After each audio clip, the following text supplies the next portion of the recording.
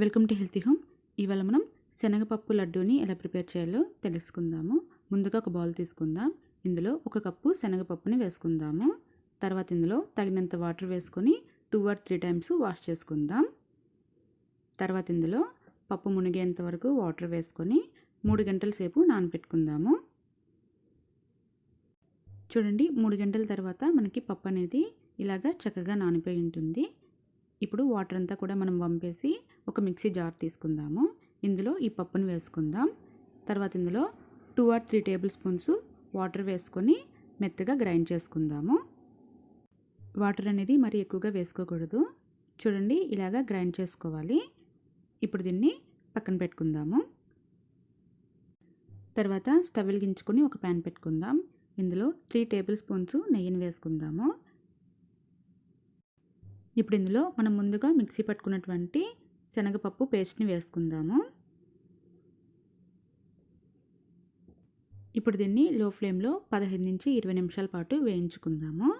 మనకి ఈ పేస్ట్ అంతా కూడా చక్కగా ఫ్రై అయ్యి మనకి రవ్వలాగా వస్తుంది. ఇలాగా గరిటతో కలుపుతూ ఫ్రై చేసుకోవాలి. ఇది ఫ్రై చేసేటప్పుడు మనకి ఇలాగా ఉండలుగా వస్తుందండి. ఇలాగా గరిటతో వీటిని మెత్తగా అనుకుంటూ ఫ్రై చేసుకోవాలి. అప్పుడే మనకి ఇలాగా రవ్వలాగా వస్తుంది.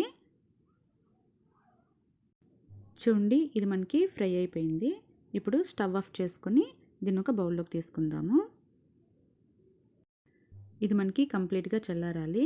ఇది చల్లారిన తర్వాత ఒకసారి మిక్సీ పట్టుకుందాము. అక్కడక్కడ మనకి ఉండలు అనేది ఉన్నాయి కాబట్టి అవి లేకుండా ఉంటుంది.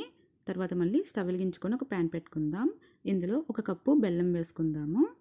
1 కప్పు బెల్లానికి 1/4 కప్పు వాటర్ వేసుకోవాలి. చూడండి, ఇలాగ బెల్లం అంతా కరిగిన తర్వాత ఒకసారి దీన్ని ఫిల్టర్ చేసుకుందాము. ఎందుకంటే కొన్నిసార్లు బెల్లంలో మనకి నలకలు అనేది ఉంటుంది కాబట్టి. తర్వాత స్టవ్ వెలిగించుకొని ప్యాన్ పెట్టుకొని ఇందులో మనం వడకట్టుకున్నటువంటి బెల్లం వాటర్ని వేసుకుందాము. ఇది మనకి తీగపాకం వచ్చేంత వరకు ఉడికించుకోవాలి. చూడండి, తీగపాకం అనేది మనకి వచ్చేసింది. ఇప్పుడు ఇందులో 1/2 స్పూను యాలకుల పొడి వేసుకొని బాగా మిక్స్ చేసుకుందాము. తర్వాత ఇందులో మనం ముందుగా వేయించుకొని చల్లార్చి మిక్సీ పట్టుకున్నటువంటి శనగపప్పు పొడిని వేసుకుందాం. ఇప్పుడు దీన్ని బాగా మిక్స్ చేసుకుందాము. ఎలాంటి ఉండలు అనేది లేకుండా చక్కగా మిక్స్ చేసుకోవాలి. ఇలాగా బాగా మిక్స్ చేసుకున్న తర్వాత స్టవ్ ఆఫ్ చేసుకుందాం. ఇది కంప్లీట్గా చల్లారిన తర్వాత కొద్ది కొద్దిగా ఈ మిశ్రమాన్ని తీసుకుంటూ లడ్డూలాగా చుట్టుకోవాలి. ఇలాగే అన్ని లడ్డూల్ని ప్రిపేర్ చేసుకోవాలి. మీరు కావాలనుకుంటే ఇలాగా జీడిపప్పుతో కూడా గార్నిష్ చేసుకోవచ్చు. ఇంతేనండి, ఎంతో సింపుల్ అండ్ హెల్దీ అయినటువంటి శనగపప్పు లడ్డు. మీరు బెల్లం ప్లేస్లో చక్కెరని కూడా యూస్ చేసుకోవచ్చు. తప్పకుండా ట్రై చేయండి.